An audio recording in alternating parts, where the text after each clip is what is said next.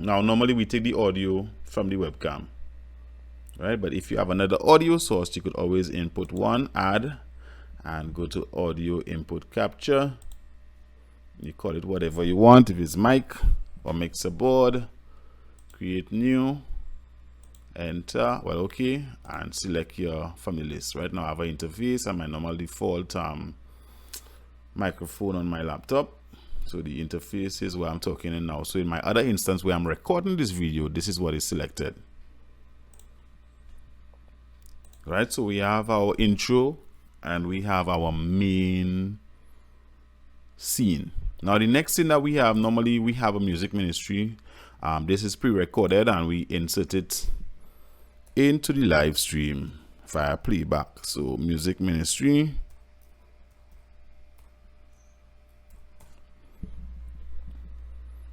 In that scene now is basically just pulling up a video that was edited.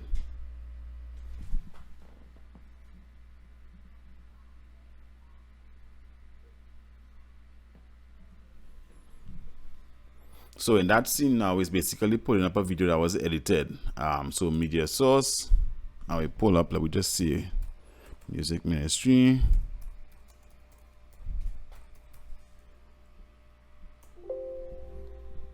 Right, you see, I see this name was already on we cap with here. So I put music ministry clip. Telling you to label your thing properly, and I trying to make some shortcut. What is this? Anyways, let's go to, okay, live stream, resources, and we have in renders is where I pick out stuff. So we're gonna use Sister Katian with her song that was played on the last live stream where we had a music ministry.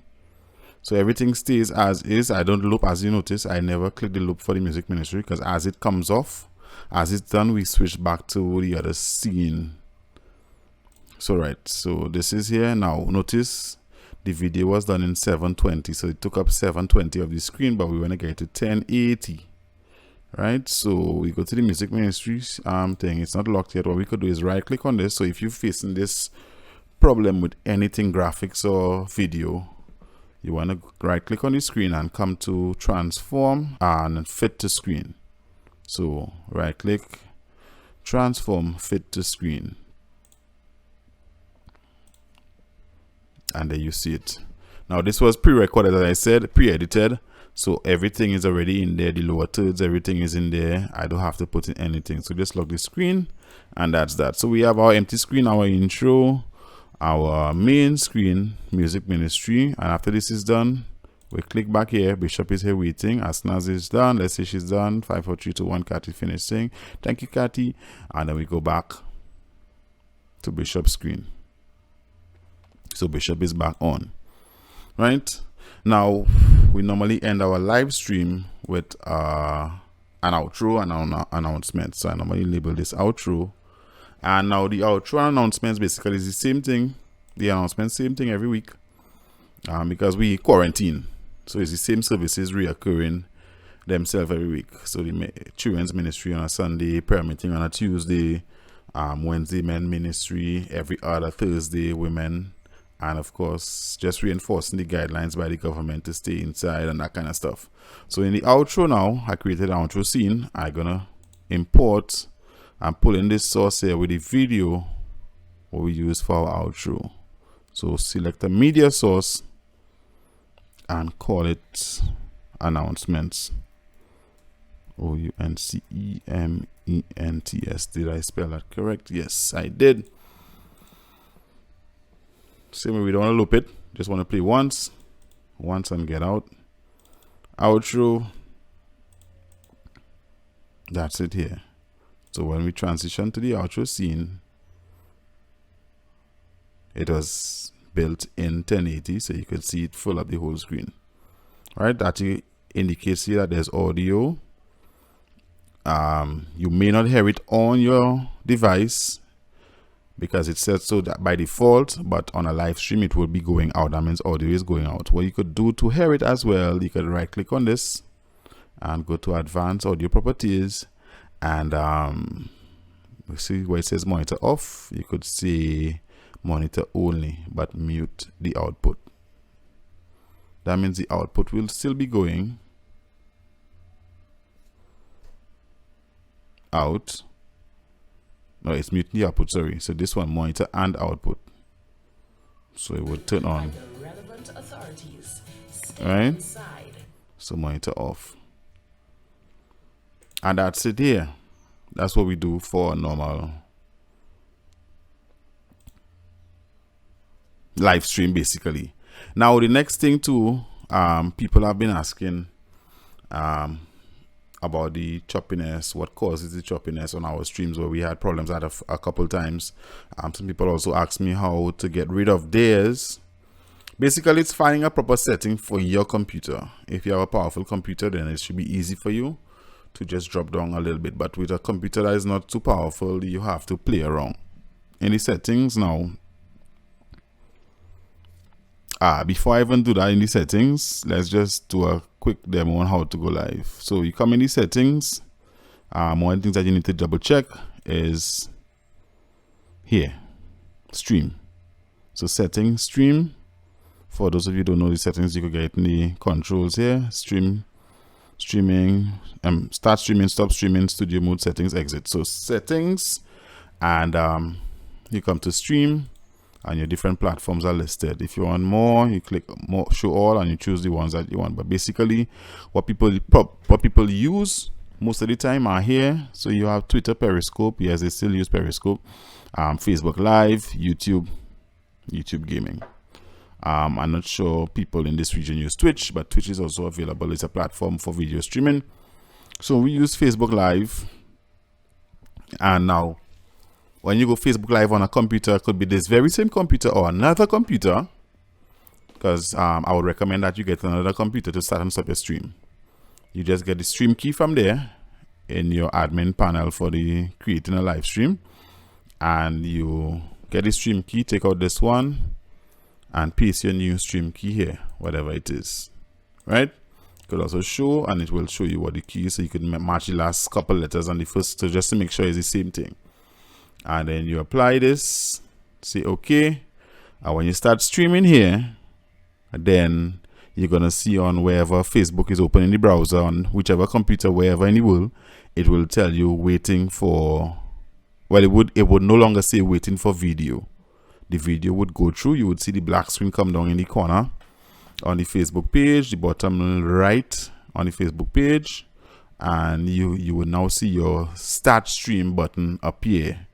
It would be dull before, but once this is set to start streaming, then you will get the okay now to go ahead and commence your live stream. And that's it. When you want to end, you end stream here. Same thing, this button will change, and it will automatically give a black screen or say on the Facebook page now, waiting for video.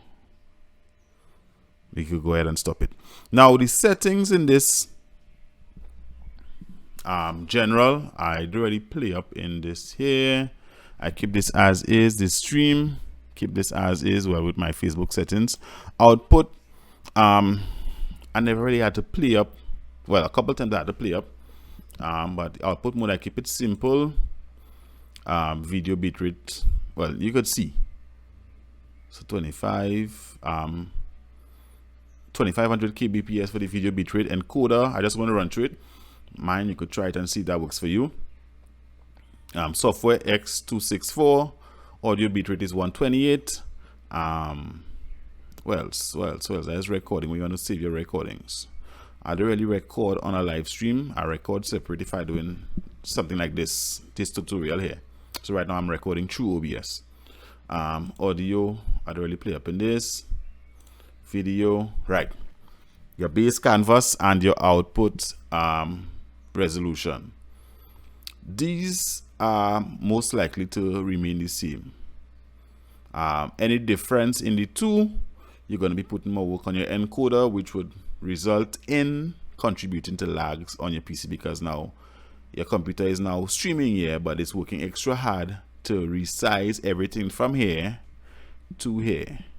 Remember, this is your output. This is what your viewers see. So this is in one resolution, which is here, and this is in another resolution, which is here. So it has to break this down to go here. or vice versa. So if you're dropping here, might as well drop here. Downscale filter by cubic. So here you could see we're using 1920 by 1080. That is HD. 720 as well is HD. 480 it's not HD, but I wouldn't recommend using 480. Try and keep it as low as 720.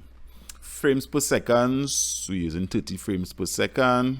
Not we're using webcams here, so 30 frames per second could work. That's it. Output again, go to advanced mode. Streaming, and for streaming service encoder, rescale output. Well, since we're using the same, we don't have to rescale it. Rate control, CBR. Now different computers based on the graphics card would have different options in this screen. What else we have? CPU usage very fast, profile none, tune none, and that's it. So I don't really play up in anything really here.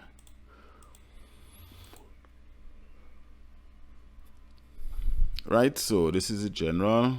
Apply, but I click cancel, but it's apply okay.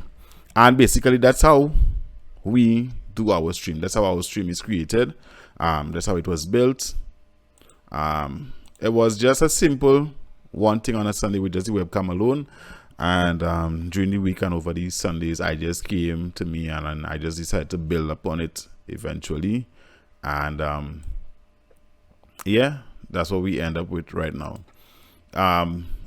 In the future, I may do up a pack templates for stream.